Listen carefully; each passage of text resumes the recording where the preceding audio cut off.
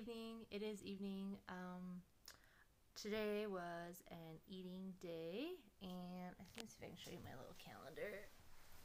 There it is. There's my calendar. So far this week has been okay. Well, actually not. So Sunday is the day where I messed up and had that soup and bread. This was supposed to be a fast day, but it ended up being a good carnivore day. This was supposed to be a carnivore day.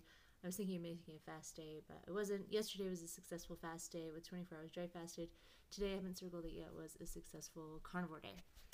Um, so yeah, it's been good. And today was good for eating. So I had ballet class this morning, and I felt pretty good, but I was tired and hungry afterwards, so I came home and ate food. And then I went off and took a second ballet class from a teacher friend of mine because it was at a studio where I'm substitute teaching right now. So I just showed up a couple hours early to take her class before I taught my classes. And then my classes ended at 9:15, and then I have that 45-minute commute home. So that's why this is getting made a little bit late, because I was just busy all the rest of the day. But yeah, pretty successful. So I wanted to say I beat the flu. My husband got the flu. He actually went into the Instacare on Saturday and just felt awful. He had a fever that finally broke, I think Monday or Tuesday. And we kept thinking, like, Sarah's going to start feeling awful in the next day or so. I haven't had any symptoms. I've had nothing, no flu at all. And I want to attribute it to the amount of fasting I did do. I fasted most of the day on Monday, and did a little bit of dry fasting, and I want to chalk it up to that, just the amount of fasting I've been able to do, and then the clean eating, and then little things like wash my hands and made sure all the dishes were washed, just so that trying to kind of control our germs a little bit. But like we share a bed and we share a kitchen and we both pet the cat, and like it's really hard to avoid someone else's biology when you live together.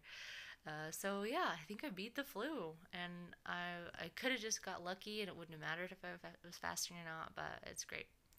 Um, I am loving that my meat for carnivore is so easily stored. Sometimes I feel a little stressed when I am trying to eat more vegetables, and I have vegetables in the fridge, and like my husband doesn't get to them.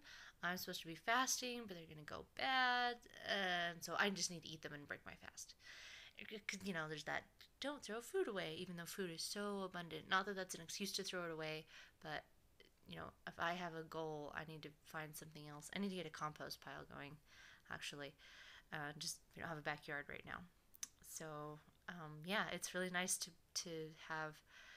Here's this can of sardines, or here's this hunk of meat. I can put this in the freezer, and whenever I feel like breaking my fast, it takes 10 minutes to defrost it in the microwave, or it takes an hour for it to sit out on the counter and defrost. So yeah, so today was a good carnivore day. I kept my eating window fairly small. I ate most of my food in an hour window, and then I had like an hour break, and then I had another kind of little snack thing, and started fasting at 3:30 today, and started dry fasting at 4:15 today. I just had some like tea and water after that. So yeah, gonna go for at least another 24 hours dry fasted into tomorrow. I would like I have a kind of a lighter day tomorrow, just the ballet class in the morning,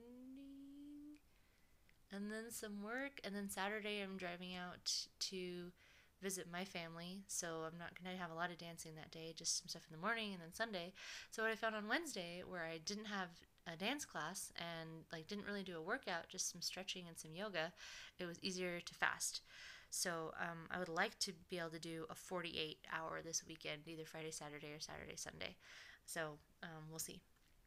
Something I really need to do is to successfully visit my hometown and not eat. And I'm going to be there for a short enough amount of time, just going out Saturday, then coming back Sunday, that I think I can do it this time around. So usually when I'm in Vernal, I'm there too long to fast the whole time. I'm there like 4 or 5 or 6 days, and like, there's food all over the place. And I'm usually there for celebration things where food is part of the celebration, the feasting part of our lives.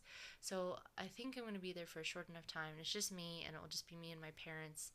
I'm going out to see a show, and they actually won't be able to go to the show with me. My mom just bought my ticket for me, and she has something else she's going to do. I'm just basically going to sleep at their house while I go see this show.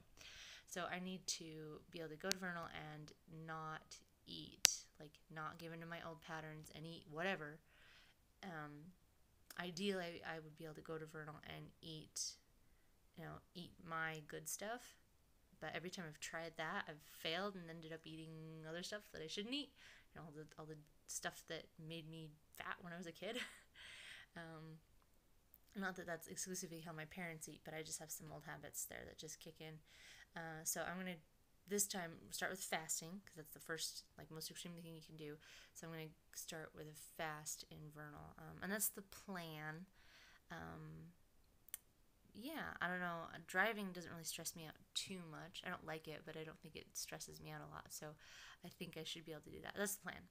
So we will see, and I'll get this posted and see you guys later. Happy fasting, happy feasting, and happy dancing.